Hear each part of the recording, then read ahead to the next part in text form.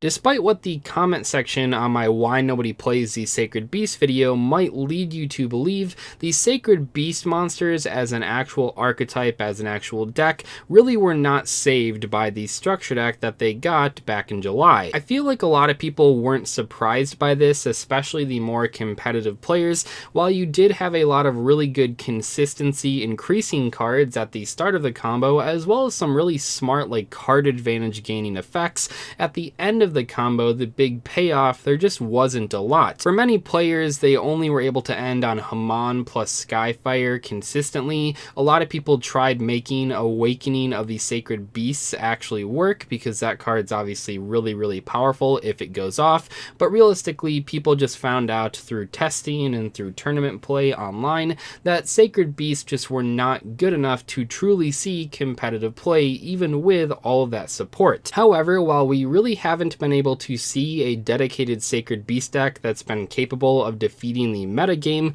we have started to see, especially over the past few weeks here, several of the support cards for Sacred Beasts being played in meta decks. Oh, and by the way, if you guys want to purchase any of the cards that I mentioned in today's video, or just any cards in general, please use my link in the description below to tcgplayer.com. It really does help out the channel quite a lot. This all started because people right now really want a lot of extra monsters on the field for their big combos. Maybe they're trying to do Helki Firebacks combos, maybe they're trying to do Anaconda combos to get to Dragoon, maybe they're just trying to do generic combos and they need a lot of monsters. So all over the place, you see people trying out tons of different engines to put free monsters on the board for their bigger combos.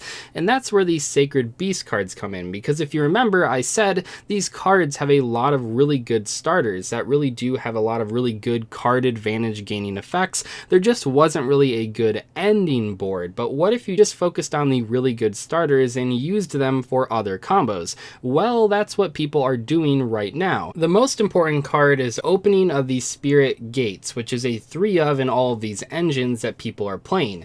Opening of the Spirit Gates is a continuous spell card that says, when this card is activated, add one Uriah, Lord of Searing Flames, Haman, Lord of Striking Thunder, or Raviel, Lord of Phantasms, or one monster that specifically lists any of those cards in its text from your deck to your hand. Once per turn, you can discard one card, special summon one Fiend monster with 0 attack and defense from your graveyard.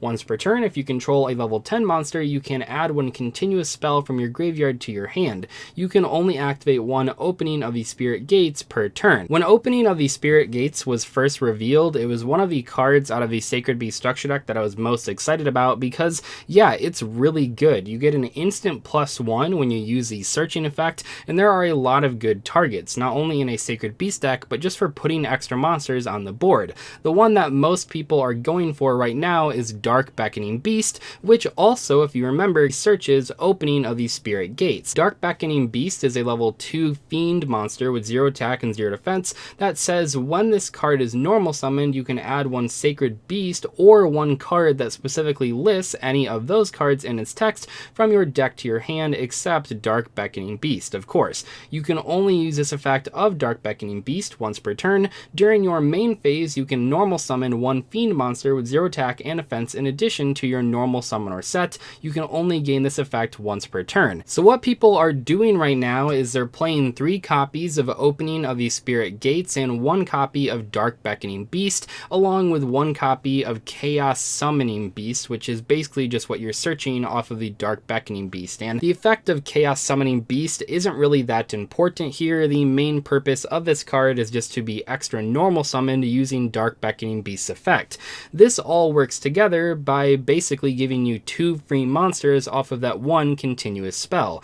Like I said, there are plenty of ways to do this. There are plenty of other 1-card starters that put 2 monsters on the board that people are using right now, but we're going to get to some more unique advantages of this engine over other engines in a second. For right now though, the important part here is that with 1 copy of Opening of the Spirit Gates, you get an instant +2. The +1 is the Dark Beckoning Beast, which also gets a +1 by searching the Chaos Summoning Beast, and what's really cool here is that it's almost like you have 4 copies of Brilliant Fusion and just 1 Garnet, because you actually can just draw the Dark Beckoning Beast and search the Opening of the Spirit Gates. The only true dead draw in this engine is Chaos Summoning Beast, but even that isn't that big of a a deal because you can still do the normal combo when you actually do draw that card. It just means the Dark Beckoning Beast will add a second copy of Opening of the Spirit Gates instead of the Chaos Summoning Beast. Now in most cases you're going to consolidate these two monsters that you got for free into a Predaplant Anaconda to then use its effect to summon Red Eyes Dark Dragoon.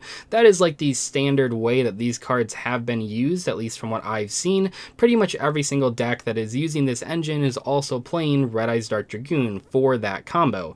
That being said, you can use them in other ways. For example, because a lot of people that are using Red Eyes Dark Dragoon are also using Hellkey Firebacks, these are some extra monsters that can help with your Hellkey Firebacks combos. No, they are not tuner monsters, but they are free monsters that you can use for link summons or synchro summons or whatever. But like I said, this is not the only way to put two monsters on the field for Anaconda. There are plenty of other ways to do that. So what makes this engine so appealing to many players? Well, it all sort of stems from Opening of the Spirit Gates and how this card operates in different decks. For example, many decks will appreciate how Opening of the Spirit Gates lets you discard a card to revive a fiend monster with 0 attack or defense, because that makes your combo a little bit more resilient. If you summon two monsters and your opponent pops one of them, you can then just revive one immediately. Or perhaps you're going second and you want to link up to an access code talker. Well, this one card gives you 3 monsters, which is really nice.